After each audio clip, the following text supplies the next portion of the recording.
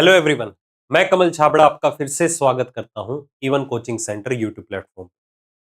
हाल ही में RRB technician grade 3 की आंसर की रिलीज हुई है। ये एग्जाम जो है वो 9 शिफ्ट्स में कंडक्ट करवाया गया था।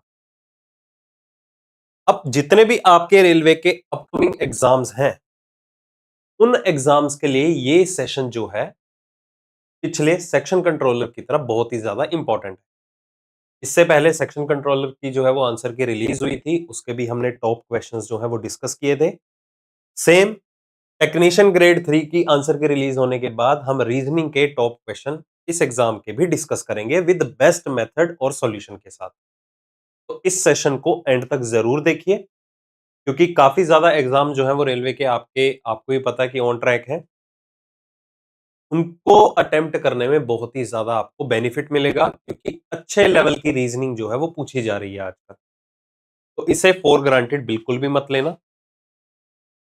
प्रॉपर प्रेपरेशन करते हुए ही आपको सारी की सारी चीजें आनी चाहिए जो भी आजकल पूछी जा रही है। ओके, तो ज्यादा टाइम वेस्ट ना करते हुए पेन नोटबुक रेडी रखिए अपने पास। जो भी आपके सामने क्वेश्चन रहेगा उसे आपको पहले खुद से सॉल्व करना है, उसके बाद ही उसका वीडियो सॉल्यूशन देखना। मैं रिपीट करता हूं कि ये इजी लेवल के क्वेश्चन नहीं कवर अप होंगे। इसमें जो फंसने वाले क्वेश्चन होंगे वो ही सिर्फ क्वेश्चन हम कवर करेंगे। मतलब कि ऐसे क्वेश्चन जो काफी ज्यादा टाइम कंज्यूमिंग भी थे स्टूडेंट्स के पॉइंट ऑफ व्यू से देखा जाए तो। 40 के करीब क्वेश्चन होंगे, लगभग 38 या 40 के करीब होंगे। वो आपको एंड तक पता चल ही जाएगा, तो सेशन के एंड तक जरूर बने रहना। अगर आप सिर्फ और सिर्फ इस वीडियो को ही गो थ्रू कर रहे हो, करने का तरीका देखना चाहते हो, तो चाहे इसे डबल स्पीड के साथ देखो। और श्योर, अगर आप मुझसे नहीं पढ़ रखे हैं, फर्स्ट टाइम मुझसे पढ़ने जा रहे हैं, तो बहुत सी चीजें आपको नई भी सीखने को मिलेंगी। रेस्ट सेशन कैसे रहते हैं, अटेम्प्ट करने का क्वेश्चन का तरीका कैसा रहता है, किस तरह से आपको क्लियरिटी होती है, जो भी आप फील करते हैं पर्सनल लेवल पे या कोई भी सजेशन देना चाहते हैं, कमेंट सेक्शन में जरूर बता देना। पहला ही क्वेश्चन आपको अल्फाबेट टेस्ट से रिलेटेड दिया गया था। देखो, अल्फाबेट टेस्ट को बहुत ज्यादा प्रायोरिटी दी जा रही है आजकल। पहले अल्फाबेट टेस्ट नहीं आता था, एसएससी के अंदर भी इंक्लूड हो गया और रेलवे ने भी ये इंक्लूड करना स्टार्ट कर दिया। तो देखिए आपको क्या दिया गया है। एक शब्द दे दिया गया, फोक्स हंटर्स। इस शब्द के अंदर आपको यह बताना था ऐसे कितने अक्षर रहेंगे जिनकी पोजीशन जो है, स्थिति जो है, वो अपरिवर्तित रहेगी कब, जब अक्षरों को अल्फाबेटिकल ऑर्डर के हिसाब से अरेंज कर दिया जाए। तो ध्यान से समझिएगा, बहुत से स्टूडेंट जो है इस क्वेश्चन को अटेम्प्ट करने में प्रॉब्लम क्रिएट होती है उनको, कि उसे बेवजह ही टाइम कंज्यूमिंग बना देंगे। मैं आपको बेस्ट अप्रोच बता देता हूं अटेम्प्ट करने की, कि जब भी आपको एक छोटा वर्ड अवेलेबल हो, फिर तो आप वर्बली सारे के सारे अक्षरों को कंपेयर कर सकते हैं कि कौन पहले आएगा कौन बाद में आएगा। बट जब भी आपको एक लेंथी वर्ड दिया जाए ना, तो कभी भी रिस्क मत लेना। हमेशा उसको सोल्व किस तरह से करना है, पोजीशन वैल्यूज का रेफरेंस लेके। क्योंकि लेटर्स अगर बहुत ज्यादा है आपके पास, तो आप उनको कंपेयर कर पाएंगे या नहीं कर पाएंगे, डाउट में रहेंगे आप। गलती होने के फुल ऑन चांसेस होते हैं, क्योंकि आपको लेटर्स को कंपेयर करना नहीं आता इंस्टेंटली। नंबर्स को आप इंस्टेंटली कंपेयर कर लेते हैं, क्योंकि क्लियरली आप बता पाएंगे सबसे छोटा नंबर कौन सा है, उससे बड़ा नंबर कौन सा है, ये आप इजीली बता सकते हैं। तो हमेशा जब भी एक लेंथी वर्ड गिवन हो, उन्हें उनकी पोजीशन वैल्यू में कन्वर्ट कीजिए, हर एक अक्षर को, उन सारे के सारे नंबरों को असेंडिंग ऑर्डर में लगा दीजिए। बाय डिफॉल्ट ये लेटर्स भी तो अरेंज हो जाएंगे। और इस चीज का हमेशा ध्यान रखना है आपको, कि आपको जितने भी ये लेटर्स अरेंज करने हैं अल्फाबेटिकली, ये लेफ्ट टू राइट अरेंज करने हैं, राइट टू लेफ्ट, बाएं से दाएं या दाएं से बाएं। अगर यहां पर कुछ भी मेंशन नहीं है, तो आप इन्हें बाएं से दाएं ही अरेंज कीजिए। तो अगर आप सभी को कंपेयर करेंगे, और एक चीज और, अगर आप पोजीशन वैल्यूज का रेफरेंस नहीं भी लेके चल रहे हैं ना, हमेशा इस चीज की हैबिट बनाइए कि अक्षर के नीचे ही अक्षर मेंशन करें, लेटर के नीचे लेटर आना चाहिए। उससे क्या है, अगर आप कोरस्पॉन्डिंग पोजीशन को टारगेट करते रहेंगे ना, तो जहां से सीक्वेंस शुरू हुआ वहां पर जाके खत्म होना चाहिए। यही है ना रूल तो, क्योंकि सारे अक्षर कंसीडर भी करने हैं आपको, सारे के सारे लेटर। तो अगर आप कोरस्पॉन्डिंग पोजीशन को, मतलब लेटर के नीचे अगर लेटर मेंशन करते रहेंगे, तो आपको लगेगा कि हाँ, सारे अक्षर जो है अपनी अपनी पोजीशन पे जो है वो अरेंज हो चुके हैं, ना कोई एक्स्ट्रा आया है ना कोई स्किप हुआ है। मतलब गलत होने की प्रोबेबिलिटी जो है वो कम हो जाती है। तो चलो अगर इन्हीं नंबर्स को आपस में कंपेयर करें तो क्लियरली पता चल रहा है सबसे पहला अक्षर कौन सा होगा, ई के बाद कौन आ जाएगा, एफ, मतलब 5 के बाद कौन आ जाएगा, 6 के बाद कौन सा नंबर बैठा हुआ है, 8। अब 8 के बाद कौन बैठा हुआ है, आप इसी में ही कंफ्यूज हो जाएंगे। अब सभी नंबर्स को लिखते लिखते भी आइडेंटिफाई कर सकते हो। अब 8 के बाद डायरेक्टली आपको दिखाई दे रहा होगा यहां पर कितना है, 14। 14 के बाद मतलब एन, 15 भी अवेलेबल है, लेटर ओ भी अवेलेबल है। ठीक है। अब 15 से बड़ा नंबर यहां पर कौन सा एग्जिस्ट कर रहा है, 18 और 19 भी है। 18 और 19 मतलब आर और एस। उसके बाद बात करें तो 20, 21 और 24 मतलब के T, U and X. Letter के नीचे हमेशा लेटर मेंशन करो, अगर आप पोजीशन वैल्यूज का रेफरेंस नहीं भी लेके चल रहे तो भी। तो यहां पर देखिए कौन से अक्षर ऐसे हैं जिन्होंने अपनी पोजीशन को चेंज नहीं किया। यहां पर सारे के सारे लेटर्स अपनी पोजीशन को चेंज कर चुके थे, तो आंसर क्या रहेगा, नन, कोई भी नहीं है। कई बार आपको नन ऑफ दीज भी दिया जाता है कि इनमें से कोई नहीं है, तो गलती से वो वाला ऑप्शन में चूज कर देना, क्योंकि नन ऑफ दीज का मतलब क्या है कि हमारे पास आंसर तो आया बट वो किसी भी ऑप्शन में अवेलेबल नहीं था। ओके, क्या हमारे पास आंसर आया, नहीं, यहां पर तो ऐसा कोई भी लेटर नहीं है। तो नन को ही हिंदी में क्या बोला जाता है, एक भी नहीं या कोई भी नहीं है। अक्सर जो इंग्लिश लैंग्वेज में एग्जाम अटेम्प्ट करते हैं ना, उनको ये ऑप्शन के अंदर प्रॉब्लम आती है। अगला देखिए, रैंकिंग से रिलेटेड, कहता इन अ रो 45 पीपल, 45 लोग बैठे हैं, सारे सारे क्या है, उत्तर दिशा की तरफ देख रहे थे। परी is 14 from the right hand. परी का स्थान जो है वो दाएं छोर से कितना है, 14। अब देखो जब भी आपको total number of person available होना, इस चीज का फायदा उठाया करो। अगर किसी पर्सन की पोजीशन लेफ्ट से गिवन है तो उसे इंस्टेंटली राइट से आप कन्वर्ट कर सकते हो। मतलब अगर ये दाईं ओर से 14 है तो बाईं ओर से इसका स्थान कितना हो जाएगा, 32। कैसे, total is equal to left plus right minus 1, या हमें ट्रिक भी पता है कि सम जो है वो टोटल से कितना है, एक ज्यादा बनाना है।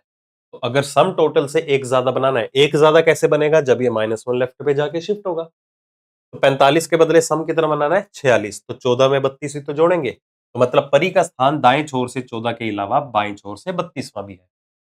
If Bittu sits 20th to the left of Pari, अगर बिट्टू जो है वो परी के बाईं ओर 20वें स्थान पे आता है, अगर बिट्टू परी के बाईं और 20वें स्थान पे है, मतलब उन दोनों के बीच में 19 कैंडिडेट है। देखो ये चीज आपको बेसिक पता होनी चाहिए, अगर दोनों के बीच में 19 कैंडिडेट्स होंगे तभी तो वो दोनों एक दूसरे से 20 पोजीशन दूर होंगे। तो आगे देखिए क्या पूछा गया है, then what is the Bittu's position from the left end of the line. तो बाएं छोर से आपको बिट्टू की पोजीशन बतानी थी। अब देखो आपको इसको कंपेयर कैसे करना है, वो डिपेंड करेगा आस्किंग क्या है, पूछा क्या जा रहा है। बिट्टू की पोजीशन कहां से पूछी गई है, बाएं छोर से। अगर बाएं छोर से पूछी गई है तो परी की पोजीशन भी हमें बाएं छोर से ये देखो दी गई है, लेफ्ट हैंड साइड से। जब मैं बाएं छोर से काउंट करना शुरू करूंगा तो पहले किसको काउंट किया जाएगा, बिट्टू काउंट किया जाएगा या परी को काउंट किया जाएगा। ऑब्वियस सी बात है, बिट्टू पहले बैठा होगा बाएं छोर से काउंट करने पे, परी बाद में आएगी। अगर परी का स्थान बाएं छोर से 32वां है तो बिट्टू तो उससे 20 पोजीशन पहले बैठा था, तो 20 पोजीशन पहले मतलब 32 में 20 कम कर दीजिए तो ये कितना आ जाएगा, 12 from the left. Answer is your D option.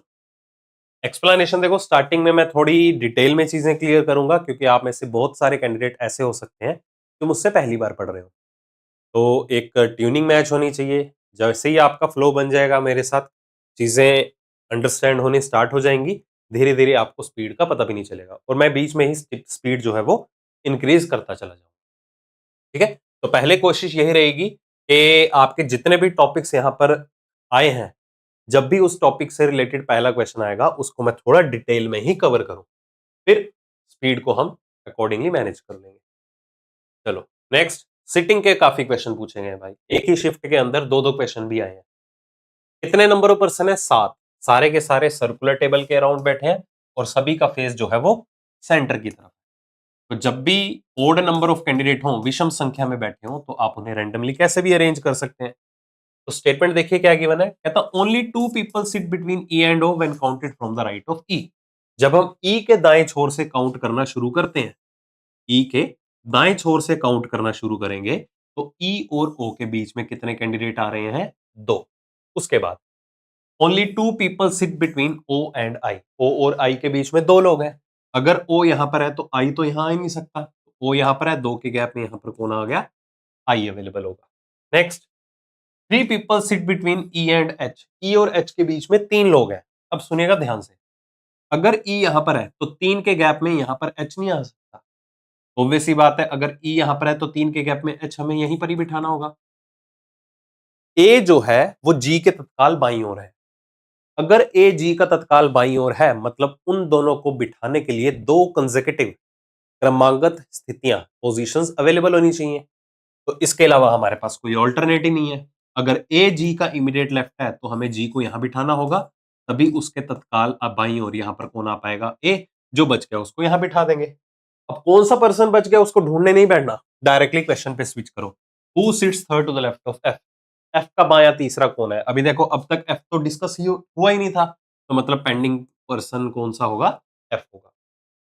ठीक है, मतलब ये सिटिंग और पजल से रिलेटेड काफी अच्छा ट्विस्ट है कि अगर आपको सपोज 7 पर्सन दिए गए हैं और 6 के बारे में इंफॉर्मेशन है गिवन है, 7वें के बारे में इंफॉर्मेशन नहीं गिवन, तो उससे रिलेटेड क्वेश्चन क्रिएट हो जाते हैं, जैसे कि आपके सामने है। तो हमें एफ का बायां तीसरा बताना था, तो वो कौन सा पर्सन बैठा हुआ है, जी बैठा हुआ है।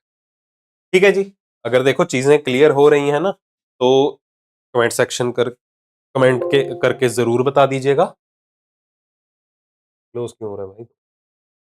और जो भी आप फील करें जरूर कमेंट करके बताइए। ठीक है, और अगर कहीं भी डाउट आता है ना, रिकॉर्डेड सेशन है भाई, रिवाइंड करके देख लेना, क्या दिक्कत है। Next, again number of person count करने हमेशा 4 और 3 7। सारे के सारे एक स्ट्रेट लाइन में बैठे हैं, सभी का फेस जो है वो उत्तर दिशा की तरफ है। क्या इंफॉर्मेशन गिवन है? कहता only 2 people are seated between T and U. T और यू के बीच में कितने लोग बैठे हैं? 2 पर्सन बैठे हैं। अब कौन किसके बाईं ओर है, कौन किसके दाईं ओर है, इसके बारे में आपको कोई भी इंफॉर्मेशन नहीं गिवन, तो इस पॉइंट को हम होल्ड पे रखेंगे। अगली information, only C is seated to the right of S. S के दाईं ओर केवल और केवल सी बैठा है, मतलब एस के दाईं ओर और कोई भी नहीं आएगा। तो इससे हमें क्लियरिटी मिल चुकी है कि सी जो है वो एक्सट्रीम राइट कॉर्नर पे बैठा है, चरम दाईं छोर पर। तो अगर सी एस के तत्काल दाईं ओर है तो एस जो है वो सी के तत्काल बाईं ओर होगा।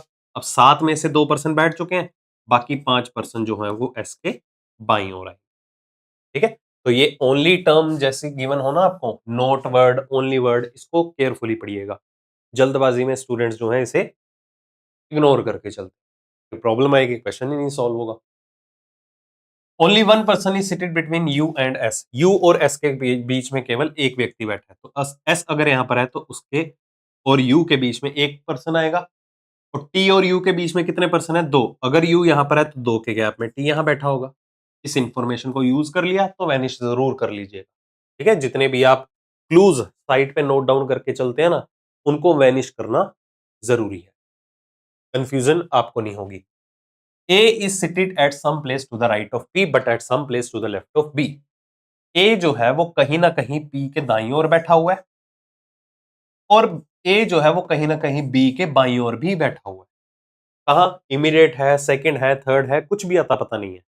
अब देखिए हमारे पास 3 पोजीशन पेंडिंग रही, पर्सन भी हमारे पास यही 3 रह गए, तो हम कह सकते हैं ये 3 पोजीशन इन्हीं तीनों के लिए होगी, जिसमें कि P के दाईं ओर A है, B के बाईं ओर A है। तो B हमें यहां लेना होगा, A यहां लेना होगा और P यहां लेना होगा, कोई इसके अलावा ऑल्टरनेट बचता भी नहीं है। तो कितने लोग बैठे हैं B और P के बीच में? हाँ जी, B और P के बीच में केवल और केवल 2 लोग आ रहे हैं। डी ऑप्शन आपका आंसर आ गया। ठीक है जी, चलिए अगले क्वेश्चन पे आइए। डायरेक्शन टेस्ट वाले क्वेश्चन काफी ज्यादा है, ऐसा नहीं है कि आपसे होंगे नहीं, बट टाइम कंज्यूमिंग बहुत ज्यादा है। अब इसमें स्टूडेंट्स गलतियां कहां करते हैं उस चीज का ध्यान दीजिएगा, ध्यान से समझ के चलना। कहता Raju starts from point A and drives 9 kilometre towards the north. कहता राजू ने बिंदु ए से चलना शुरू किया, मान लेते हैं ये बिंदु ए है, उत्तर दिशा की तरफ गया 9 किलोमीटर। तो 9 किलोमीटर उत्तर दिशा में गया, ठीक है, उत्तर दिशा में देख रहा है। फिर उसने यहां से एक बायां मोड़ लिया और 8 किलोमीटर के लिए चला।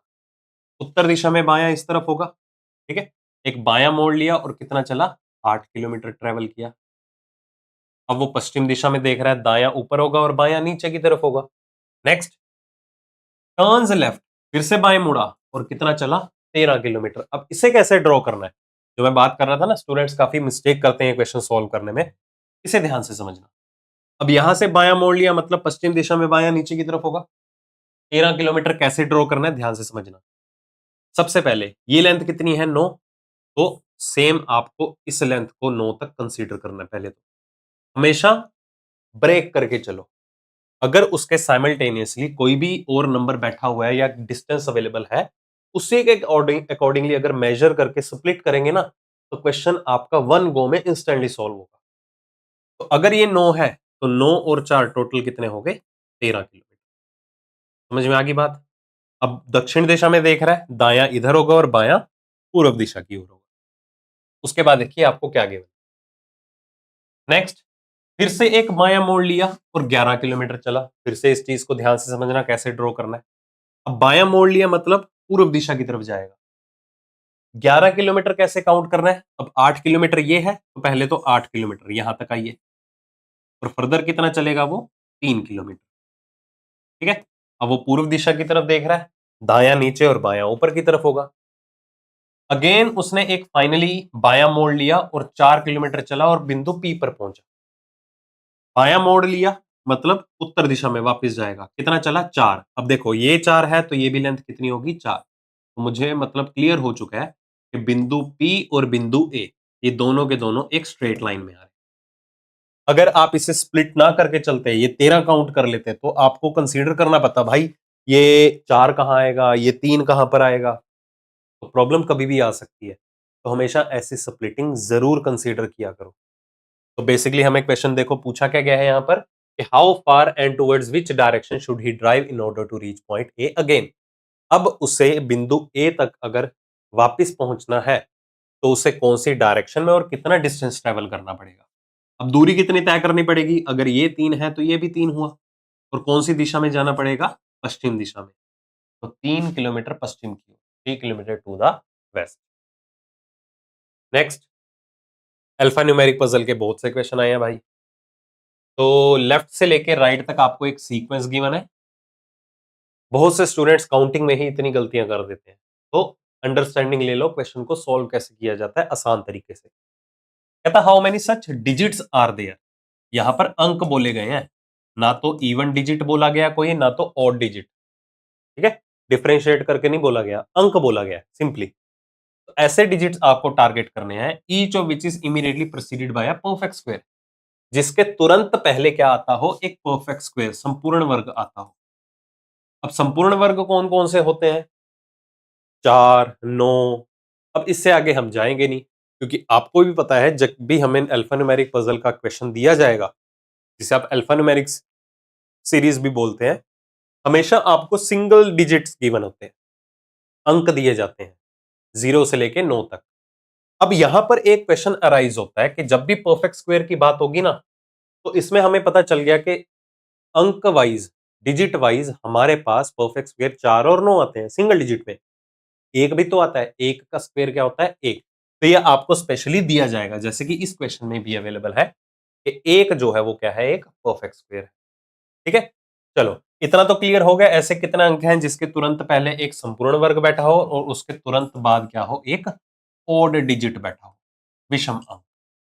अब इस क्वेश्चन को सॉल्व कैसे करना है, ध्यान से समझना। बीच वाले अंक को साइड रखो, बेसिकली हमें ये कॉम्बिनेशन निकालना है ना।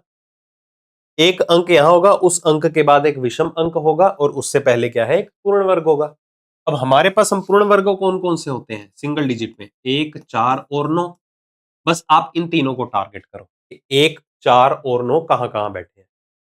जहां भी बैठे होंगे उस 1, 4 या 9 के तत्काल दाईं और एक अंक तो होगा ही होगा, ऑब्वियस सी बात है, कोई ना कोई तो बैठा होगा। अब उसे छोड़ के उसका दायां दूसरा देख लेना, एक विषम अंक है या नहीं। ठीक है, जैसे कि अब यहां पर एक बैठा हुआ है, एक का दायां दूसरा देख लो, यहां पर क्या है, एक सम अंक है। तो इसको एज अ ग्रुप कंसीडर नहीं करना, क्योंकि डिजिट से पहले, अंक से पहले एक पूर्ण वर्ग तो आ रहा है, बट अंक के बाद पूर्ण वर्ग अवेलेबल नहीं है। समझ में आ गई बात। तो मतलब डिजिट तो कोई भी हो सकता है, इवन या ओड, मैं इसमें कंफ्यूज क्यों हूं। तो बेहतर है उसका दायां दूसरा देख लेना, एक विषम अंक आपको दिया गया है या नहीं। अब जैसे ही 4 की बात करते हैं, इस 4 के दाएं और दूसरा एक विषम अंक है, तो मुझे मतलब पहला डिजिट मेरा मिल चुका है, दैट इज 8। सिमिलरली 1 के दाईं और दूसरा देखो विषम अंक है, मतलब इसे भी काउंट किया जाएगा। इस अंक के तुरंत पहले एक परफेक्ट स्क्वायर भी है और तुरंत बाद एक ऑड डिजिट भी है। उसके बाद ये देखिए, इस 4 के बाद देखो 9 बैठा हुआ है, इस 8 को भी काउंट करो। इस 9 का दायां दूसरा एक सम अंक है, तो इसको कंसीडर नहीं करना। बट इस 4 के बाद देखिए 5 बैठा हुआ है और इस 3 को भी काउंट करो, क्योंकि इस परफेक्ट स्क्वायर का सेकंड राइट क्या है, एक ऑड डिजिट है। तो काउंट कर लीजिए हमारे पास कितने हो गए टोटल, 4 हो गए। काउंटिंग केयरफुली करना, मतलब कि जो भी आपको ये ग्रुप गिवन हो, क्योंकि एक तरह का ग्रुप ही क्रिएट हो गया, तो हमेशा उस ग्रुप के अंदर उस एलिमेंट को सबसे पहले टारगेट करो जो आपको इजीली आइडेंटिफाई हो पाए, जो आसानी से दिखे कि हाँ ये चीज है, कमजोर कड़ी है, तो कमजोर कड़ी को सबसे पहले पकड़ लो। उसको कंसीडर करेंगे तो बाकी तो अपने आप ही कंसीडर या मिल जाएंगे आपको। ठीक है, ऐसे और भी क्वेश्चन आएंगे आगे, बने रहिएगा सेशन में। जैसे ये देखो लेटर्स के केस में आ गया, बाएं से दाएं आपको एक श्रृंखला दी गई है, बोला क्या गया है, how many such vowels are there, स्वर काउंट करने हैं, ए ई आई ओ और यू। वी को वोवल नहीं काउंट करना, क्योंकि वी फॉर वोवल तो है बट वो वोवल नहीं होता। Each of which is immediately preceded by a consonant, जिसके तुरंत पहले क्या आता हो, एक व्यंजन आता हो, कॉन्सोनेंट आता हो, और तुरंत बाद में क्या आता हो, एक वोवल आता हो। अब अल्टीमेटली वोवल से पहले कॉन्सोनेंट व्यंजन चाहिए, वोवल के बाद वोवल चाहिए। तो यहां पर एक कमजोर कड़ी कौन है, ये दो वोवल एक साथ चाहिए।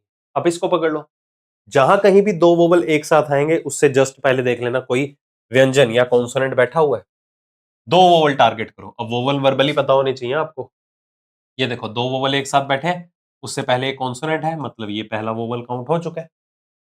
ठीक है, चलो दो वोवल एक साथ होने चाहिए, ये तो मिल गया हमें।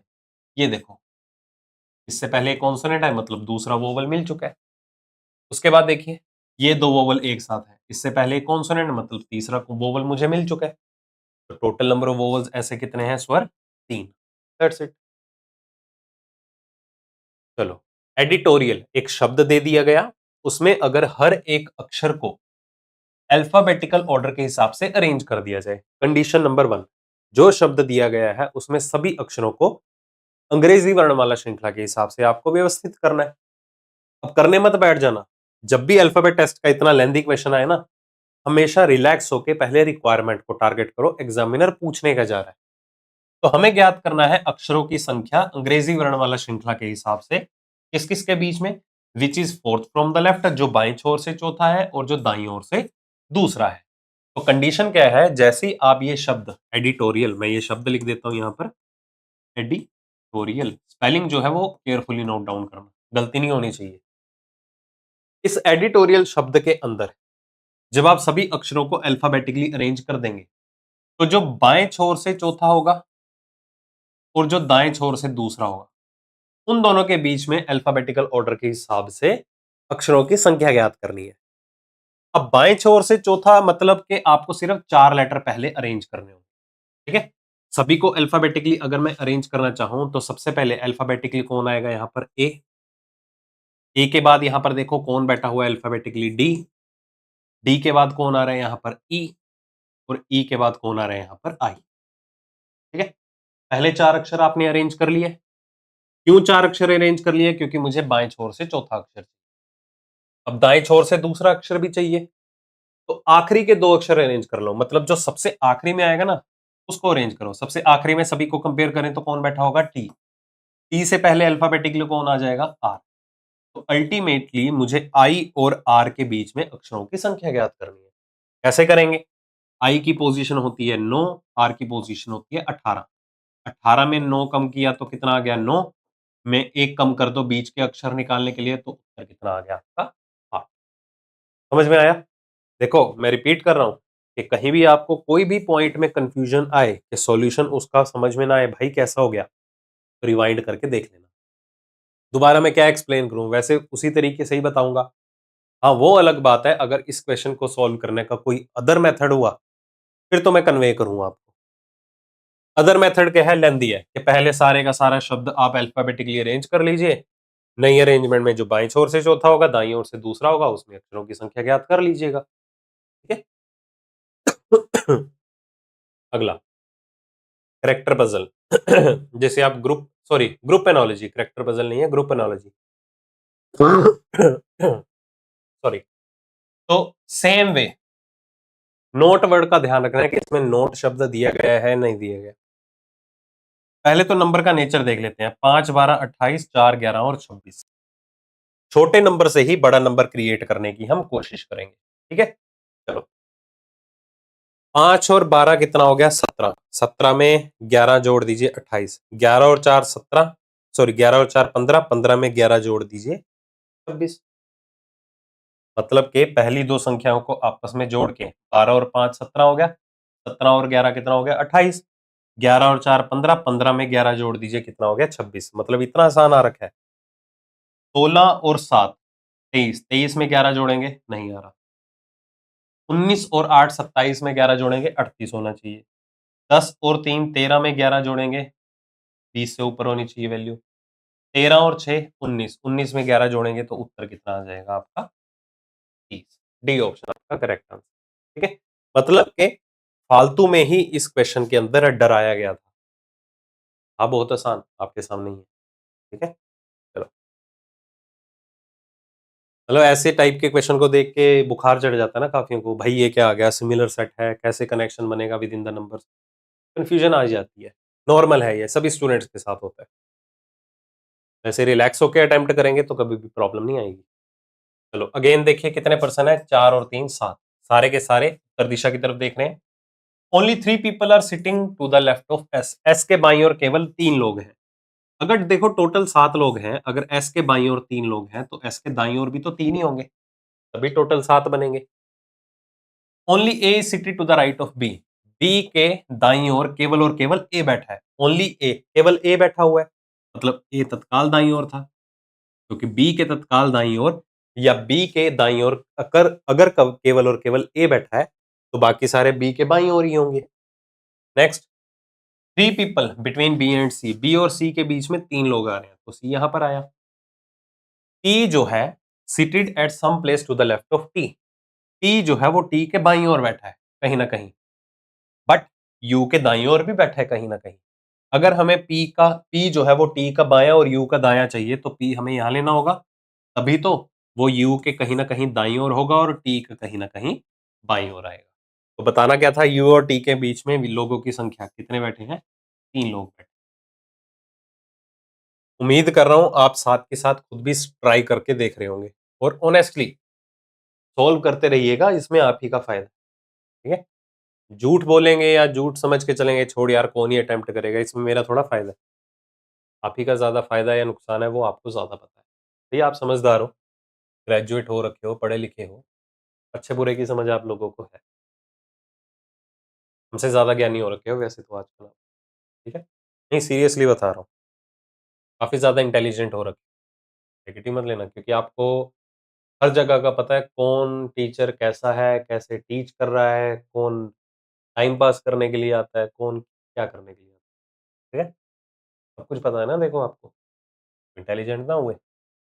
How many such odd digits are? कितने विषम अंक? विषम अंक टारगेट करने हैं 1 3 5 7 और 9, इनमें से कोई एक। Each of which is immediately preceded by an even digit, जिसमें उसके तुरंत पहले एक सम अंक हो और तुरंत बाद क्या है, एक विषम अंक हो। कमजोर कड़ी, 2 विषम अंक एक साथ चाहिए। पकड़ लो भाई, 2 विषम अंक एक साथ देख लो, उससे पहले एक सम अंक होना चाहिए। चलो 2 विषम अंक एक साथ तो हैं, बट उससे पहले कोई सम अंक नहीं है। 2 विषम अंक एक साथ है, एक सम अंक आ गया, मतलब पहला हमारे पास ओड डिजिट आ गया, दैट इज 5। 2 विषम अंक ये देखो एक साथ है, उससे पहले एक सम अंक बैठा है, दूसरा विषम अंक मुझे मिल गया कौन सा? 3। अगेन 9 7 से पहले 6 बैठा हुआ है, तीसरा विषम अंक मिल गया कौन सा? 9। देखो और 2 विषम अंक ये भी बैठे हैं, उससे पहले ये सम अंक है, चौथा हमें विषम अंक मिल गया कौन सा? 1। उसके बाद कोई भी 2 विषम अंक एक साथ है ही नहीं, तो उत्तर रहेगा 4। मोर देन 3 को हमें ऑप्ट करना पड़ेगा, क्योंकि 4 हमारे पास ऑप्शन में अवेलेबल नहीं। ठीक है जी, चलो नेक्स्ट रैंकिंग का एक और, मतलब रैंडम क्वेश्चंस होंगे मिक्स शिफ्ट वाइज। हमने सारी शिफ्ट को देखो प्रॉपर मैं गो थ्रू करता हूँ, चाहे भूतेश सर भी हैं अपने लेवल पे। ऐसा नहीं है कि टीम को बोल दिया भाई उठा के दे दिया जो तुझे अच्छे लगते हैं, नहीं, हम पर्सनल लेवल पे सारी की सारी शिफ्ट को गो थ्रू करते हैं। हाँ, वो अलग बात है, हम टाइपिस्ट को प्रोवाइड कर देते हैं कंटेंट कि हमने कुछ क्वेश्चंस की मार्किंग की है, जो जो हमने मार्क किया है उसको सेग्रीगेट करके आप हमें एक फाइल प्रोवाइड कर दीजिए। तो वो चीज़ें हम अगर करने बैठेंगे फिर वीडियो कौन बनाएगा, है ना? अगर सारी चीज़ें हम करने बैठ गए, वैसे मोस्ट ऑफ दी चीज़ें हम खुद ही करते हैं, तो टीम भी धीरे-धीरे बढ़ा रहे हैं। बट ये टास्क तो हम ही करेंगे ना, ऐसा तो नहीं होगा कि किसी भी पर्सन को दे दिया भाई अच्छे लेवल के क्वेश्चन उठा के दे दियो। वो कैसे पता चलेगा? वो हमें पता चलेगा, क्योंकि पढ़ा हम रहे हैं। हमें पता है मार्केट में क्या चल रहा है नया, है ना? तो पूरी की पूरी असाइनमेंट को हम गो थ्रू करते हैं, जो भी आंसर की आती है, चाहे वो कितने भी शिफ्ट्स क्यों ना हो। जैसे इस एग्ज़ाम की 9 शिफ्ट्स थी, सारी पहले गो थ्रू की। देखते ही हमें इंस्टेंटली पता चल जाता है कि क्वेश्चन का लेवल अच्छा है या बहुत आसान है।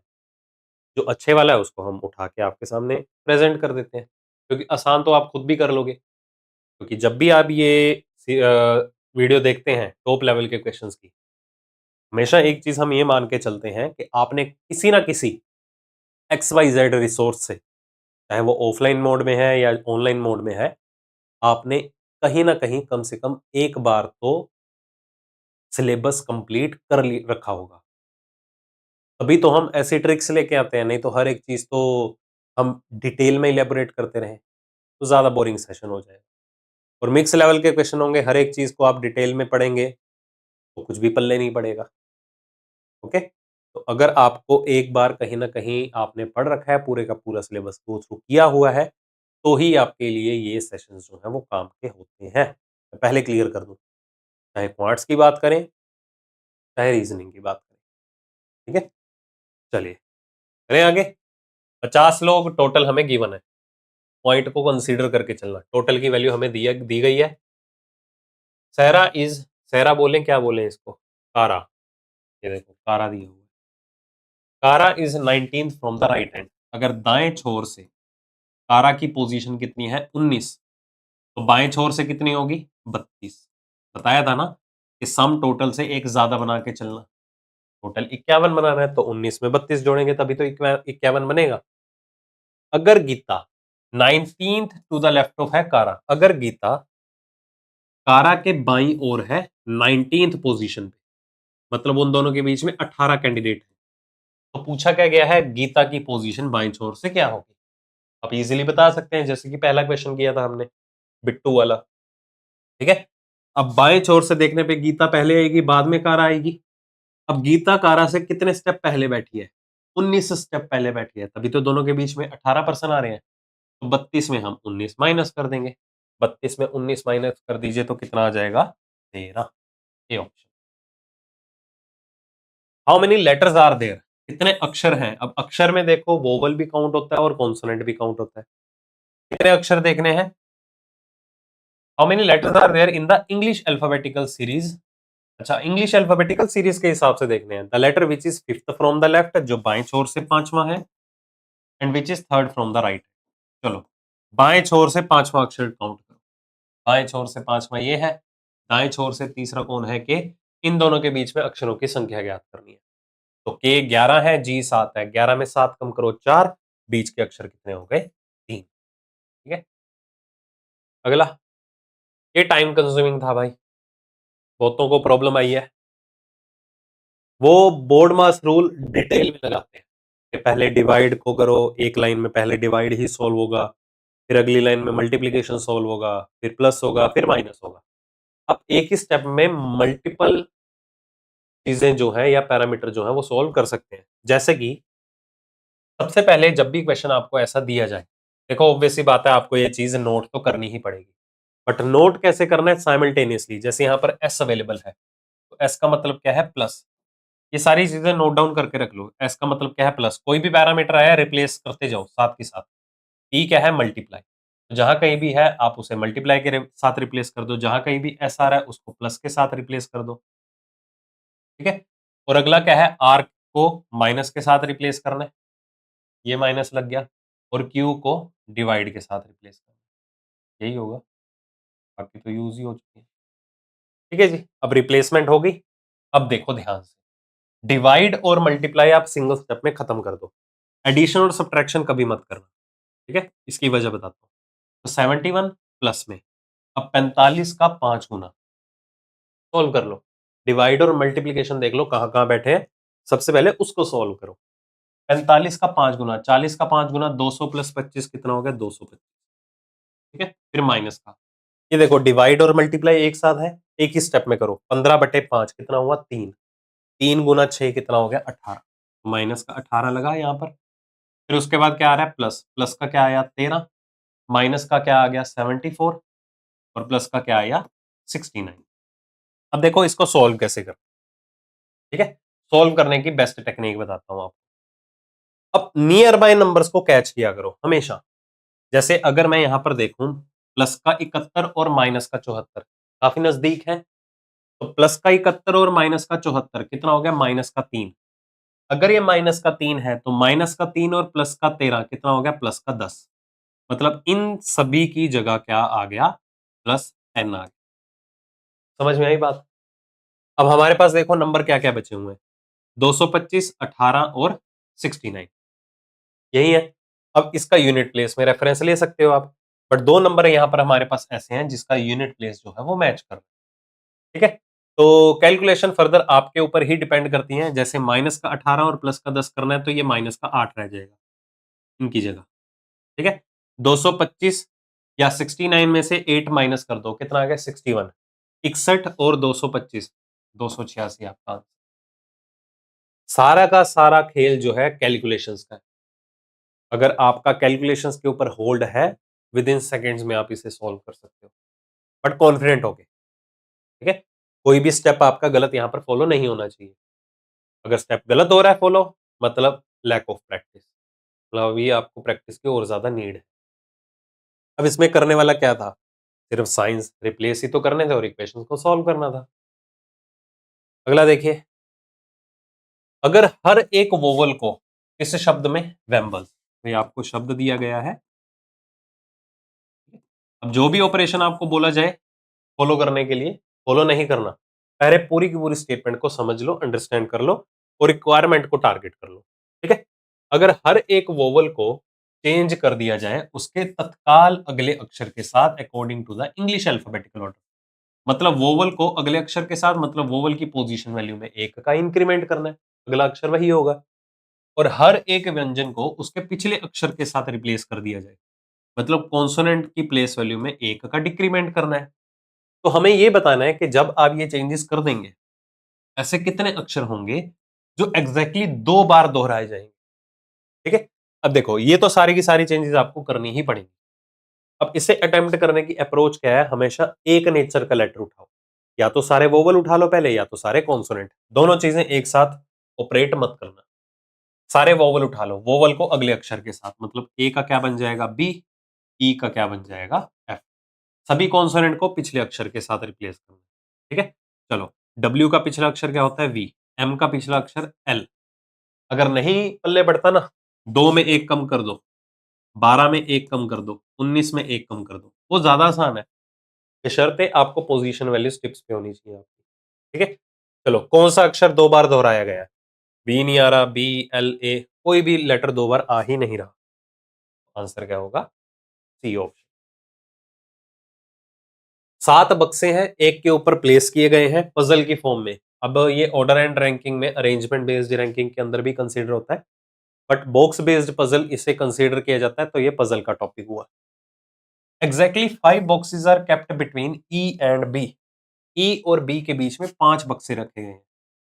अगर देखो ई और बी के बीच में 5 बक्से रखे गए हैं, तो देखो 7 बक्से अपनी पोजीशन को ऑक्युपाई कर चुके हैं, सिंपल। बट ई जो है वो बी के अबव में रहेगा या बिलो में रहेगा, इसका कुछ भी नहीं कहा जा सकता अभी। ठीक है, आगे, D is kept fifth from the bottom, D जो है वो नीचे से 5वें प्लेस पे है, 1 2 3 4 5 डी यहां पर आ गया। उसके बाद देखिए क्या इंफॉर्मेशन गिवन है, एफ जो है वो ए के तत्काल नीचे बट अबव ई। अब देखो यहां पर इमीडिएट टर्म गिवन है किससे रिलेटेड, एफ की और ए के साथ। एफ जो है वो ए के जस्ट बिलो में तो रखा गया है बट ई के ऊपर रखा गया है, और कितना ऊपर मेंशन्ड नहीं है, गिवन भी नहीं है आपको, तो इसे होल्ड भी रखना पड़ेगा। बट ये दोनों के दोनों तो ए और एफ जो है वो एक साथ आएंगे। अगर ए और एफ एक साथ आएंगे और वो ई के अबव में है तो ई यहां नहीं हो सकता, क्योंकि अगर ई यहां प्लेस करते हैं तो ई के अबव में क्या होना चाहिए, एफ। तो यहां पर कौन आ जाएगा, ई अवेलेबल होगा। ठीक है, तो येलो पेन, और यहां पर बी आ जाएगा और यहां पर क्या होगा, ई। ई यहां पर होगा तभी तो उसके ऊपर हम एफ को प्लेस करेंगे। अब ए और एफ यहां भी आ सकते हैं और यहां भी आ सकते हैं। आगे देखते हैं, सी इज नॉट केप्ट बिलो ए। सी जो है वो ए के नीचे नहीं प्लेस किया गया, मतलब सी ए के ऊपर की तरफ है। ए के अबव में हमें कौन मेंशन करना है, C. G is kept below B but above D. G जो है बी के नीचे और डी के ऊपर है।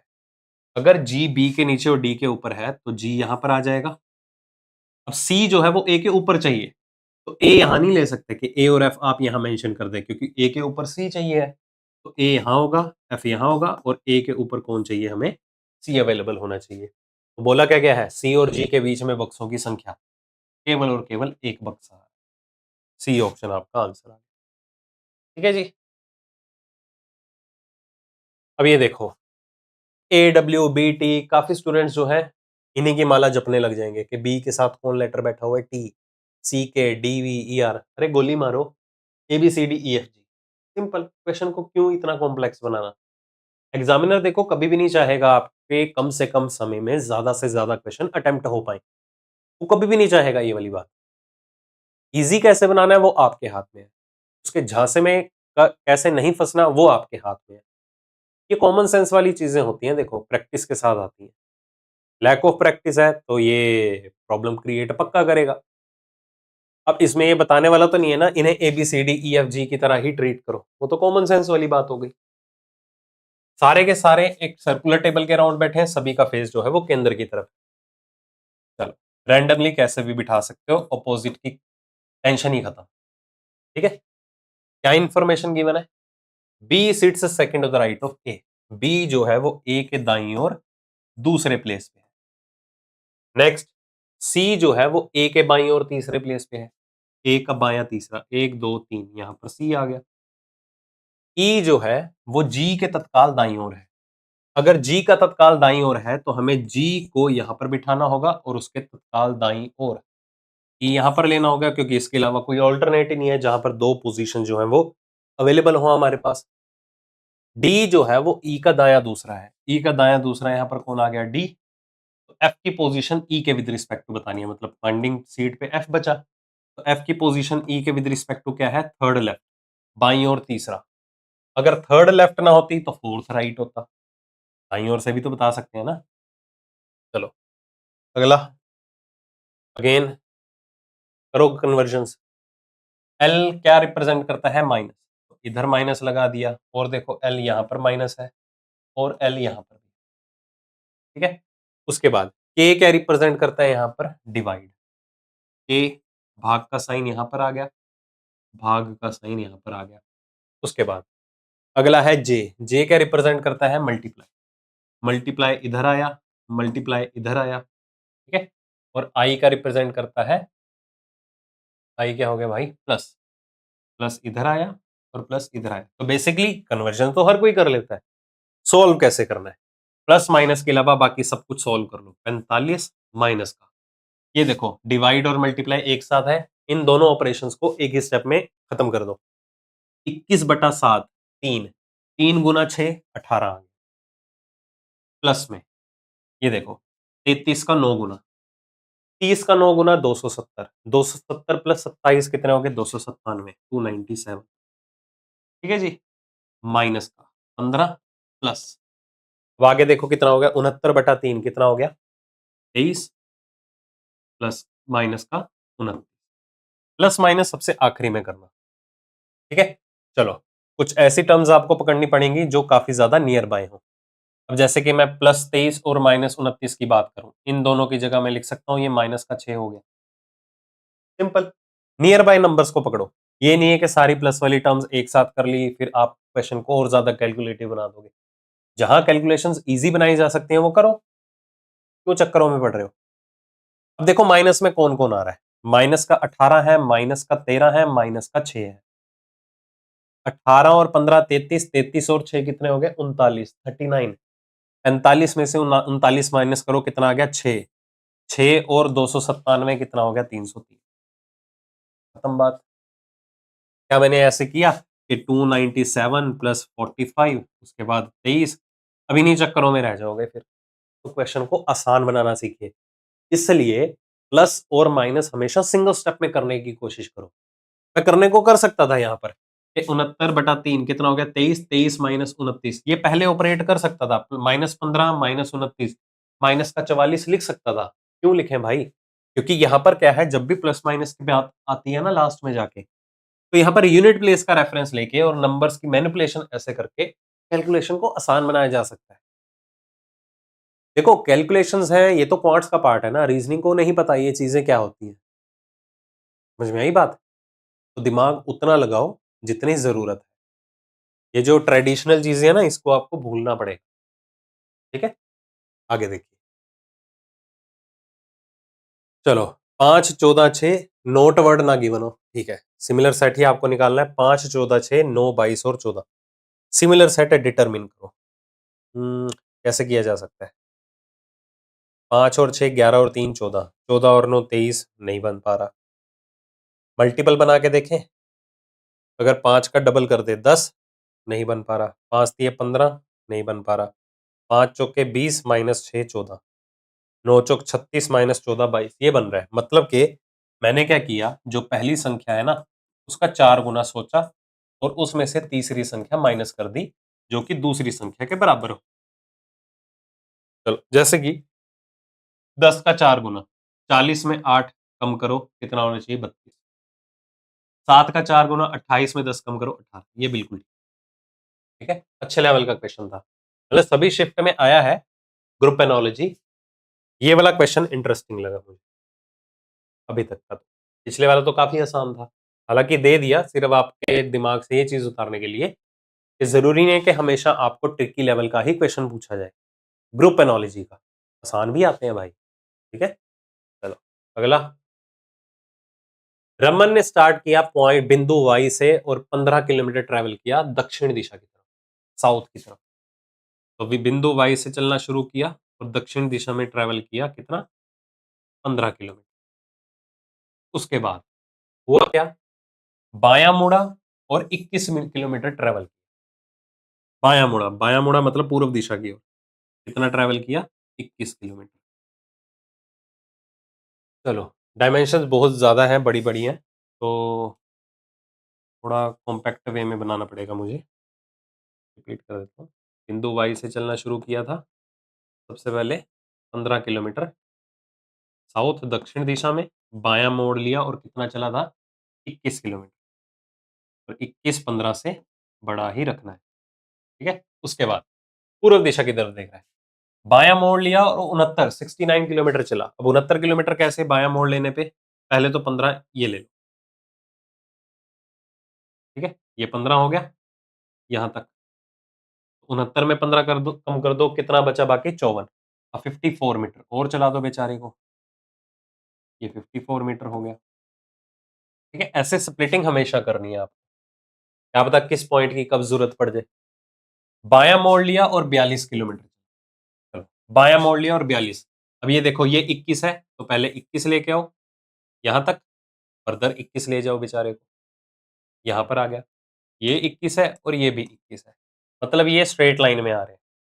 ओके, उसके बाद बायां मोड़ लिया और 54 किलोमीटर चला, 54 किलोमीटर। अब देखो ये यूज हो गया ना, यहां से वो बायां मोड़ लेगा और 54 किलोमीटर चलेगा। आप तो सोचते रह जाते हैं ना कि 54 किलोमीटर कहां पर लेके जाए, कम या ज्यादा हो सकता है। अब ये वाली लाइन जो है वो स्ट्रेट लाइन में है। अब ये 54 किलोमीटर है तो ये भी स्ट्रेट लाइन में ही आ चुका है। ठीक है, तभी मैं कहता हूं हमेशा नंबर्स को स्प्लिट करके चलो। उसके बाद दायां मोड़ लिया, 26 किलोमीटर चला और स्टॉप एट पॉइंट Z। यहां से उसने एक दायां मोड़ लिया, मेरा फ्रेम से बाहर जा रहा है, ये 26 किलोमीटर है और बिंदु Z पे पहुंचा। ठीक है, ये बिंदु Z है, विजिबल हो रहा है आपको स्क्रीन पे ना? ठीक है, तो ये बिंदु Z हो गया। अब देखो यहां पर पूछा क्या गया है, इसमें डायमेंशंस लिख दो। अगर ये 21 है तो ये भी 21 होगा, ये भी 21 होगा। ठीक है, अगर उसे बिंदु Y तक दोबारा पहुंचना है तो कौन सी डायरेक्शन में और कितना डिस्टेंस ट्रेवल करना पड़ेगा? पूर्व दिशा में जाना पड़ेगा 26 और 21 47 किलोमीटर के लिए, 47 किलोमीटर टुवर्ड्स द ईस्ट। ठीक है जी, चलो बढ़े अगले क्वेश्चन की तरफ। मोस्ट प्रोबेबली आधे क्वेश्चन हमारे हो चुके हैं। अगर हर एक अक्षर को लेमनी शब्द के अंदर चेंज कर दिया जाए उसके तत्काल अगले अक्षर के हिसाब से, according to the English alphabetical order, सारे के सारे अक्षरों को फिर अल्फाबेटिकल ऑर्डर में अरेंज कर दिया जाए, तो हमें बताना है which of the following letters will be third from the right in the new group of letters दस फॉर्म्ड। स्टेटमेंट को ध्यान से समझिए। जितने भी अक्षर है सभी अक्षरों को उनके अगले अक्षर के साथ रिप्लेस करना है। ठीक है, चलो कर देंगे। सभी अक्षरों को अगले अक्षर के साथ रिप्लेस करने करके ना फिर उन्हें अल्फाबेटिकली भी अरेंज करना है। अल्फाबेटिकली अरेंज करने के बाद वहां पर आपको देखना होगा दाईं ओर से तीसरा अक्षर कौन सा होगा।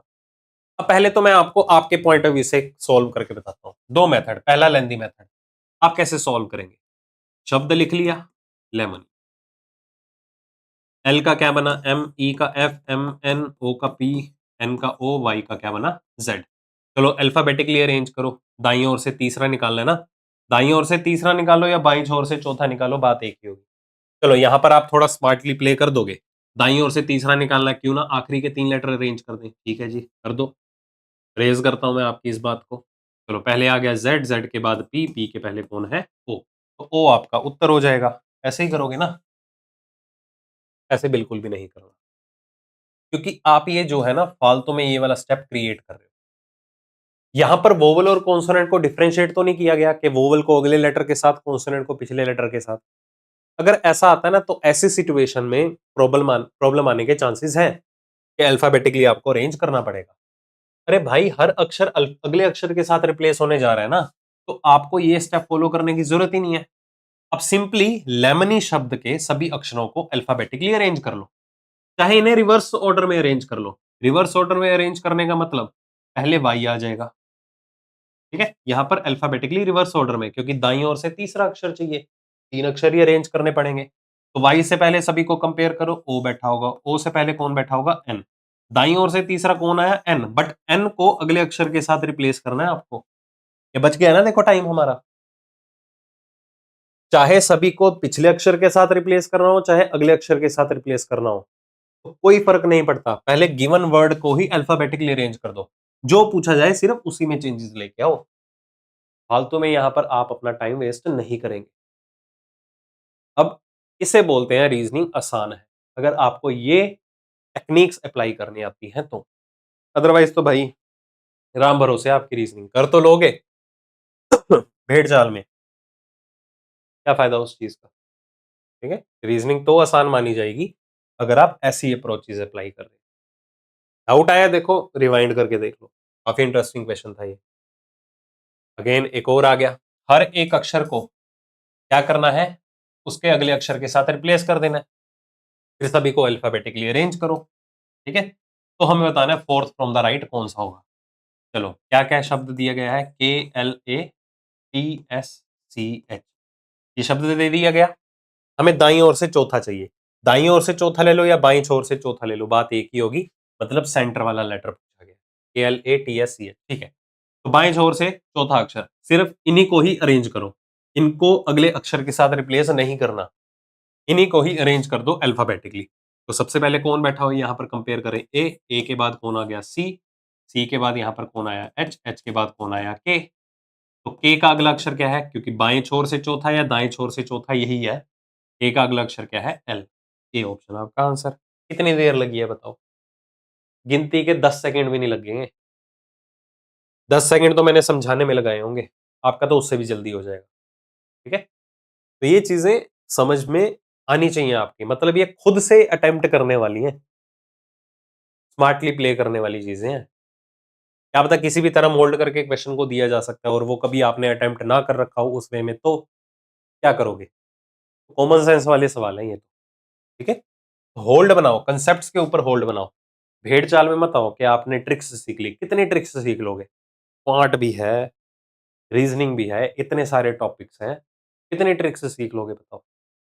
ठीक है, समझदार बनो। इसलिए मैं हमेशा कंसेप्ट पे ज्यादा टारगेट करता हूं रादर देन ट्रिक्स। कंसेप्ट आगे ट्रिक्स तो आप ऑटोमेटिकली क्रिएट कर सकते हो। अब इसमें सिखाने वाला क्या है? कॉमन अंडरस्टैंडिंग ही है। 7 बक्से रखे गए हैं एक के ऊपर एक। चलो, पहली कंडीशन, सिर्फ 5 बक्से रखे गए हैं ई के अबव में। ई के ऊपर केवल और केवल 5 बक्से रखे गए हैं, मतलब ए छठे प्लेस पे है ई, और उसके नीचे एक बक्सा आएगा। 2 boxes between F and E, F और ई के बीच में 2 बक्से रखे गए हैं, सिंपल। सी जो है वो ए के जस्ट ऊपर रखा गया है। ए के जस्ट अबव में सी, यहां भी आ सकता है, यहां भी आ सकता है, पॉइंट को होल्ड पे रखो। जी जो है वो डी के नीचे बट एफ के ऊपर रखा गया है। जी डी के नीचे बट एफ के ऊपर, तो डी और जी एफ के ऊपर आएंगे। इतना क्लियर हो गया। सी और ई यहां पर, सी और ए यहां पर अरेंज हो जाएंगे। तो बोला क्या गया है? बी और ए के बीच में बक्सों की संख्या। बी और ए के बीच में केवल और केवल एक बक्सा रखा गया। A option. ओके है जी, सिंपल था। 7 लोग हैं, सभी का फेस उत्तर दिशा की तरफ है। Only 2 people sit to the right of D, D के दाईं ओर केवल और केवल 2 लोग बैठे हैं, मतलब बाकी 4 लोग डी के बाईं ओर बैठे होंगे। 2 people between D and E, D और ई के बीच में 2 लोग हैं, ई यहां पर आ गया। 2 लोग बैठे हैं जे और एल के बीच में, कहां बिठाओगे बताओ? जे यहां पर है 2 के गैप में, एल यहां आ जाएगा। जे यहां पर है 2 के गैप में, एल यहां आ जाएगा। जे यहां पर है 2 के गैप में, एल यहां पर आ जाएगा। मल्टीपल कंडीशंस बन रही हैं, होल्ड में रखते हैं। L sits to the immediate left of D, L जो है वो डी के तत्काल बाईं ओर है, एल यहां पर आया। अब जे और एल के बीच में 2 लोग हैं, देखो ध्यान से, 2 के गैप में जे यहां भी आ सकता है, यहां भी आ सकता है, तो इस पॉइंट को होल्ड पे ही रखो। एफ जो है वो के तत्काल दाईं ओर है, ए के तत्काल दाईं ओर एफ को बिठाना है। 2 कंसेक्यूटिव सीट्स यहीं पर अवेलेबल हैं बस, तो के तत्काल दाईं ओर एफ यहां पर आया, जे और एल के बीच में 2 लोग यहां पर आएंगे। तो हमें बताना है third position from the left hand, बाएं छोर से तीसरे प्लेस पे यहां पर कौन बैठा है? ऊपर नहीं देखना, डायरेक्टली ऑप्शन उठाओ, सी बैठा, क्योंकि सी के अलावा सारे अरेंज है, मतलब पेंडिंग बची सीट पे सी ही होगा और क्या, क्योंकि सी अभी तक डिस्कस हुआ ही नहीं है। पैराग्राफ एक ही बार पढ़ना है हमेशा। चलो यहां पर देखिए क्या बोला गया है, 2 10 38, 4 12 46, सिमिलर सेट है जी, बिल्कुल है। 2 छोटी संख्याओं से बड़ी संख्या हम क्रिएट करेंगे। अब देखो, इस 10 को यूटिलाइज करते हैं। 10 का 3 गुना 30, 2 चौके 8, मतलब पहली संख्या का 4 गुना, दूसरी संख्या का 3 गुना। पहली संख्या का 4 गुना, 4 तिया 12, दूसरी संख्या का 3 गुना, 12 तिया 36, और ये तो बात ही नहीं बन रही भाई, क्या हो सकता है फिर? ये भी तो हो सकता है 10, 2 और 8 10, 8 और 4 12, पॉसिबल है ना? देखो 2 और 8 10, 4 और 8 12, 7 और 8 15, 5 और 8 13, 6 और 8 14, 3 और 8 11, ये नहीं बन रहे। इन दोनों पे ऑपरेशन लग रहा है। दूसरी संख्या पहली संख्या से 8 ज्यादा है। 10 गुना 4 माइनस 2, 12 गुना 4 माइनस 2, 15 चौके 60 माइनस 2, ए ऑप्शन आपका आंसर। मतलब कि दूसरी संख्या पहली संख्या से 8 ज्यादा है, और तीसरी संख्या दूसरी संख्या के 4 गुना से 2 कम है। ठीक है, 10 का 4 गुना 40 माइनस 2, 12 का 4 गुना 48 माइनस 2। ओके, चलो नेक्स्ट। लैंडमार्क शब्द के हर एक अक्षर को अल्फाबेटिकल ऑर्डर के हिसाब से अरेंज करना है। तो उसके बाद क्या है? अक्षरों की संख्या ज्ञात करनी है किस किस के बीच में, जो बाएं छोर से चौथा होगा और जो दाएं छोर से दूसरा। बाएं छोर से चौथा और दाएं छोर से दूसरा, सिमिलर क्वेश्चन हम पहले भी कवर अप कर चुके हैं। लैंडमार्क शब्द दिया गया है, ठीक है।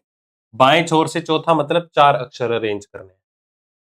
तो सबसे पहले कौन आएगा? ए। 2 ए एग्जिस्ट कर रहे हैं, ध्यान देना। ए के बाद कौन आ जाएगा? डी। डी के बाद अल्फाबेटिकली देखें तो कौन बैठा हुआ है? के। बाएं छोर से चौथा आ गया के, दाईं ओर से दूसरा मतलब आखिरी के 2 अक्षर अरेंज कर दो। आखिरी में सबसे पहले आ जाएगा आर, आर से पहले कौन होगा? एन। तो के और एन के बीच में 11 और 14 3, 3 माइनस 1 कितना आ गया? 2 अक्षर। जल्दी जल्दी में करवाया मैंने, एग्जाम में आपको भी ऐसे करना है, ठीक है। जल्दी में क्यों करवाया? क्योंकि सिमिलर क्वेश्चन हम पहले कवर अप कर चुके हैं। नंबर ऑफ लेटर्स तो वही है, ठीक है, वर्ड डिफरेंट है। पूछा भी यही गया था, बाईं छोर से चौथा और दाईं छोर से दूसरा। नेक्स्ट देखो, 7 बक्से रखे गए हैं एक के ऊपर एक। सी इज नॉट केप्ट बिलो जी। सी जी के नीचे नहीं रखा गया, मतलब सी जो है वो जी के ऊपर की तरफ रखा गया। 5 बॉक्सेस आर केप्ट बिलो ई। ई के नीचे 5 बक्से रखे गए हैं, मतलब ई के ऊपर एक बक्सा रखा गया। 1 box is kept between C and E. C और ई के बीच में केवल एक बक्सा रखा गया है, ठीक है जी। चलो उसके बाद बी जो है वो ए के ऊपर है बट जी के नीचे है।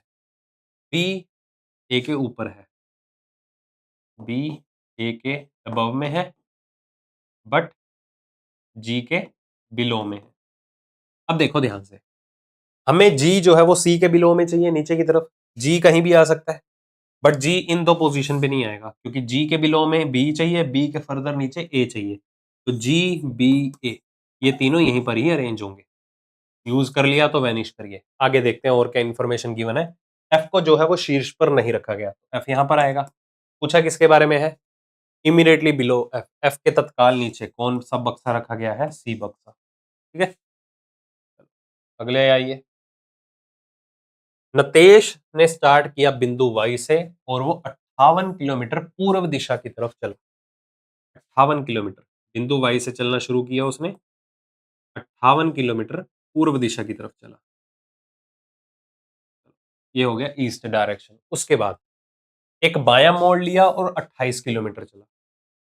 बायां मोड़ लिया, 28 किलोमीटर चला दो बेचारे को। राइट लेफ्ट पता होना चाहिए देखो आपको। बायां मोड़ लिया, 40 किलोमीटर चला।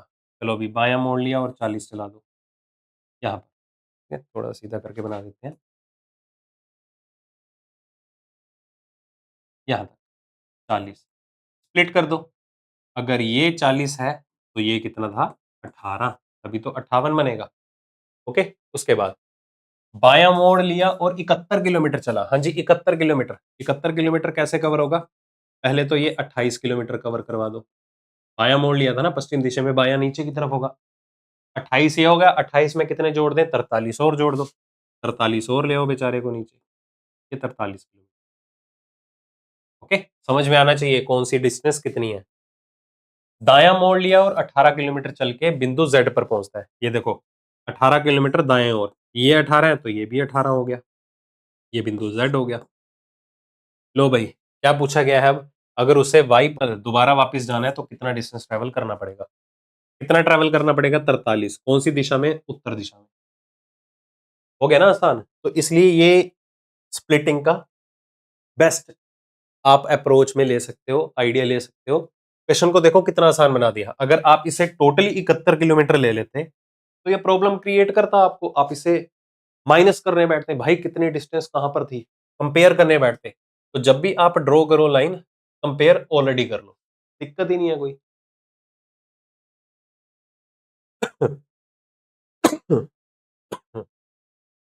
How many such even digits, कितने सम अंक हैं?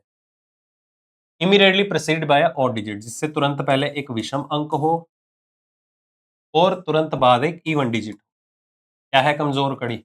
दो सम अंक एक साथ चाहिए। पकड़ो जी, दो सम अंक एक साथ हैं बट इससे पहले विषम अंक नहीं है। ये देखो एक साथ है, एक विषम अंक है, पहला सम अंक मिल गया मुझे, ठीक है। दो सम अंक एक साथ चाहिए। ये देखो बैठे हैं, विषम अंक भी है, 8 को काउंट कर लो। उससे पहले 4 और 6 भी है, विषम अंक भी है, तो 3 हो गए टोटल, ठीक है जी। काउंट कर लो, दो सम अंक से जस्ट पहले एक विषम अंक, यही 3 तो हैं।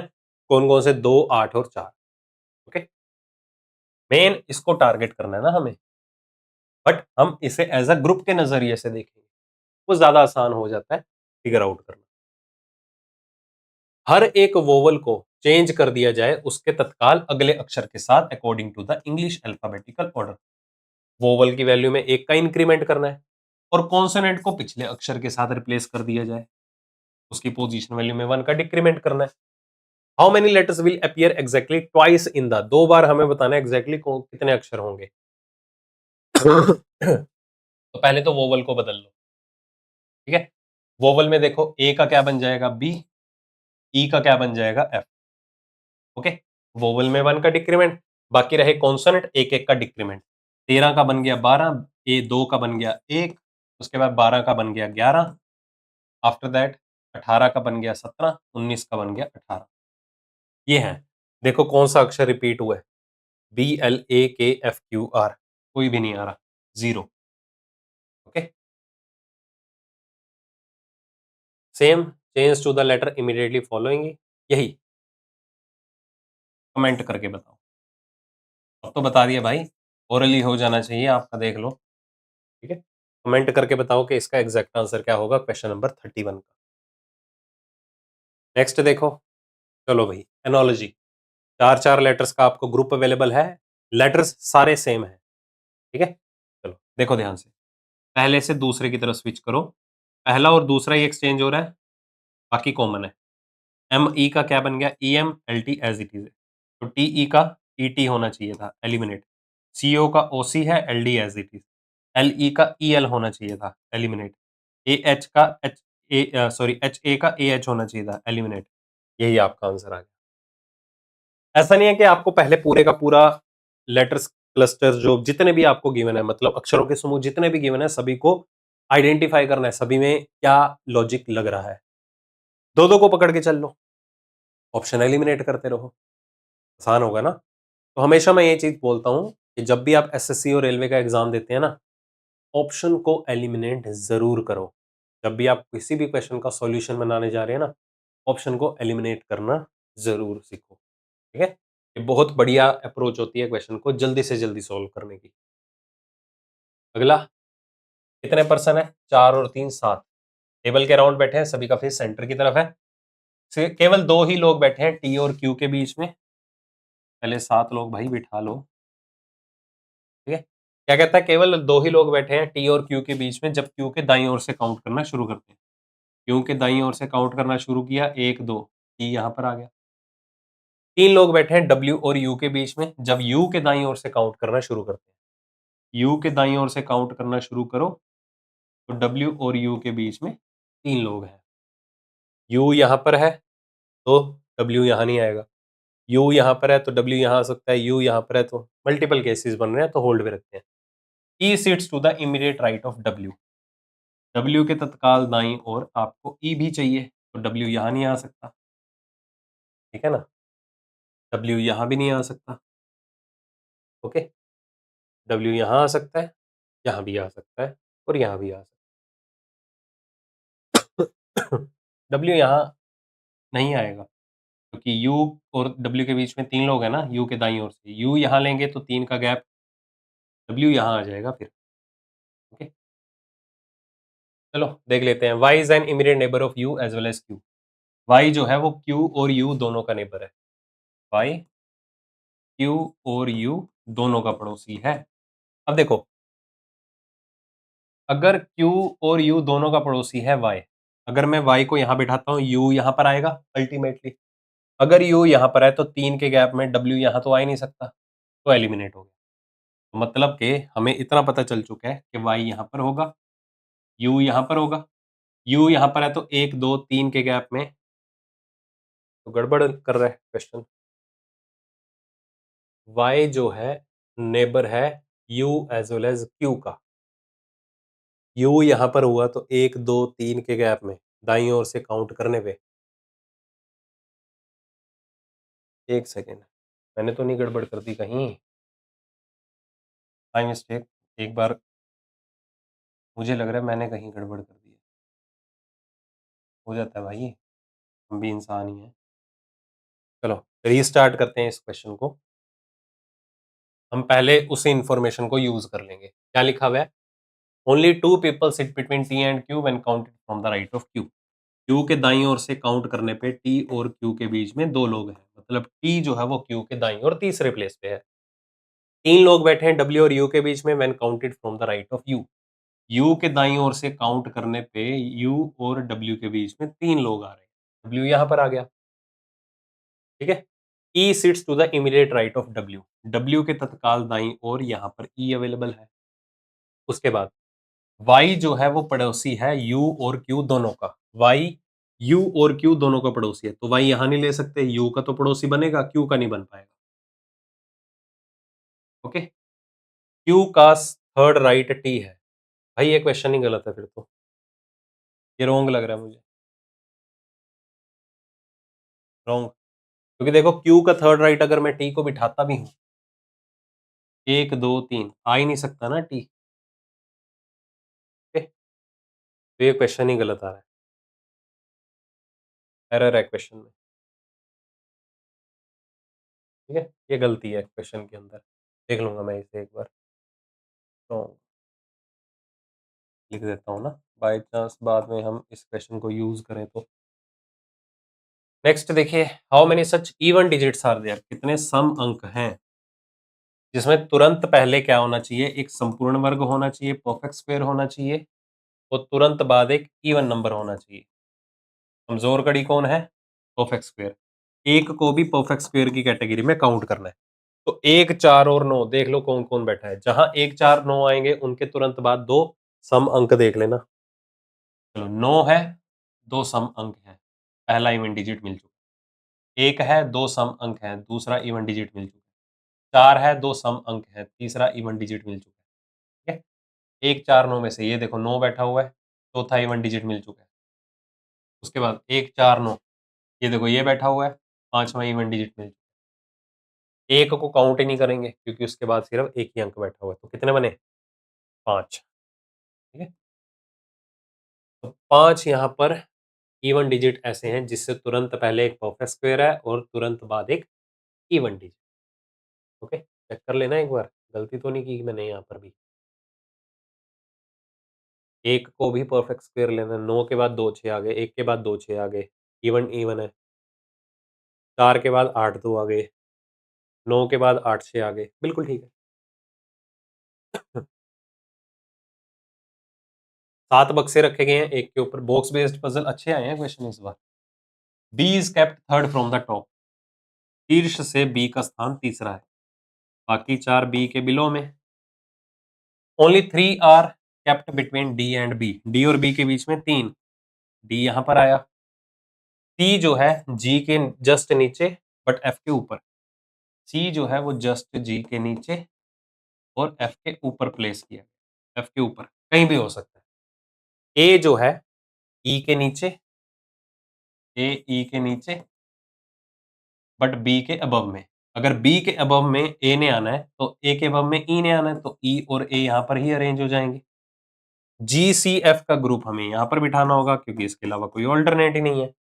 सी और ए के बीच में बताना है बक्सों की संख्या कितनी होगी, तो ए ऑप्शन। ठीक है जी।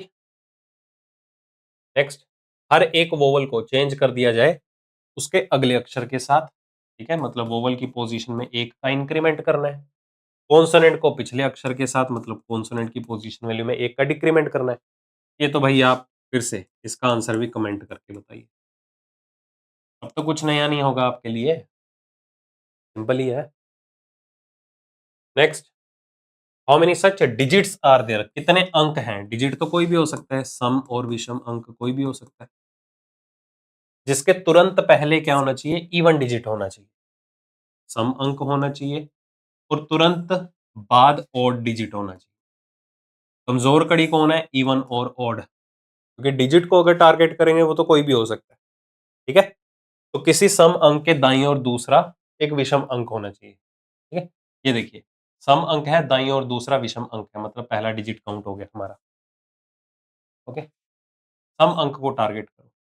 सम अंक है दाईं और दूसरा, विषम नहीं है, सम है दाईं और दूसरा विषम है, आठ भी काउंट हो गया। आठ दाईं और दूसरा विषम नहीं है, 4 दाईं और दूसरा विषम है, 9 भी काउंट हो गया। सम अंक 4 है, दाईं और दूसरा 6, दाईं और दूसरा 1, इसको भी काउंट करो। देखो 2 के दाईं और दूसरा एक विषम अंक है, 6 दाईं और दूसरा 7 विषम अंक आ रहा है, तो 1 भी काउंट होगा। हर विषम अंक को टारगेट करना पड़ेगा आपको, ठीक है। तो यहाँ पर उत्तर कितना आ गया? 5। 5 ऐसे अंक हैं यहाँ पर जिससे तुरंत पहले एक सम अंक है और बाद में विषम अंक। देखो डाउट है तो रिवाइंड करके देखो, मैंने क्या कहा था, हमेशा कमजोर कड़ी को पकड़ा करो, ऐसे पैरामीटर को पकड़ा करो जो आपको इजीली फिगर आउट हो जाए, उसके बदले में दूसरा भी इजीली पता चल जाए आपको। ओके, 47 लोग हैं, उत्तर दिशा में देख रहे हैं। Kamu sits 12th from the left hand. Kamu का स्थान जो है वो बाएं छोर से काउंट करने पे 12 है, तो दाएं छोर से काउंट करने पे कितना होगा? 38। टोटल क्या है? सम टोटल से एक ज्यादा बनाना ना, 47 गिवन है तो 48 बनाओ। अगर 12 पीपल बैठे हैं right of Tara, then how many people sit between Kamu and Tara? अगर तारा के दाईं और केवल 12 लोग बैठे हैं, अब सुनो ध्यान से, अगर तारा के दाईं ओर केवल 12 लोग बैठे हैं तो मैं कह सकता हूं तारा जो है वो दाईं ओर से 13वें प्लेस पे है।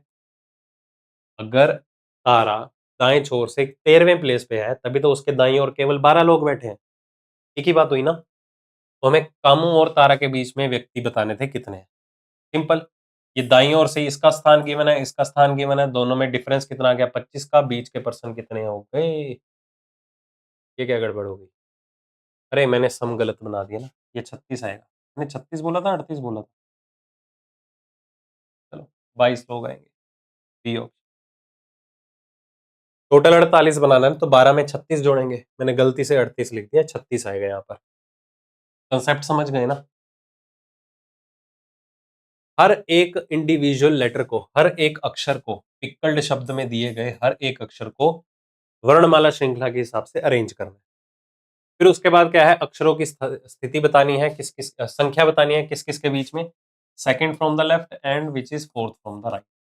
बताओ भाई, कमेंट ही खुद ही करोगे आप इसे, इसके साथ का भी मैं ऑलरेडी करवा चुका हूं, ठीक है। कुछ नया नहीं है, इजिली आप बता सकते हो। देखो ऐसा नहीं है कि इसको समझा दिया तो दोबारा क्यों करें, एक बार खुद से भी ट्राई करो। नहीं तो ये तो शीट में पड़ा रहता, मैं इसको पिक करके क्यों लाया हूँ आपके लिए। मैं चाहता हूँ इसे आप खुद से सॉल्व करके देखो, जो मैं टेक्निक आपको बता रहा हूँ, क्योंकि इन्हीं टेक्निक्स को स्टूडेंट्स फॉलो नहीं करते हैं। लेंथी अप्रोच लगाएंगे, टाइम कंज्यूमिंग लगेगा। एटलीस्ट उनसे तो बच के चलो आप, भेड़ चाल में तो ना रहो। तो इसलिए इस चीज को ट्राई करो आप। ओके, चलो ये इस सेशन का था आखिरी क्वेश्चन। सेशन कैसा लगा है, क्वेश्चन की अंडरस्टैंडिंग कैसी हुई है? प्लीज अपने जो भी रिव्यूज हैं, जो भी आप सोचते हो हमारी टीचिंग को लेके, हमें रिव्यूज दिया करो, ठीक है। बुरे अच्छे कैसे भी हों, ऑब्वियस सी बात है भाई, इतना बुरा भी नहीं पढ़ाते हैं।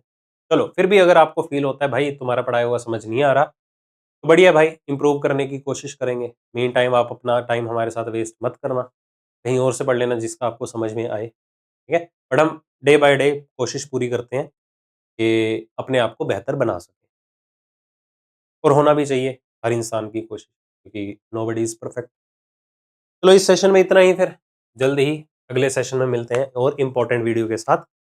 बाकी ये क्वेश्चन जरूर कर लेना, ठीक है, आप ही का फायदा होगा आने वाले एग्जाम्स के लिए।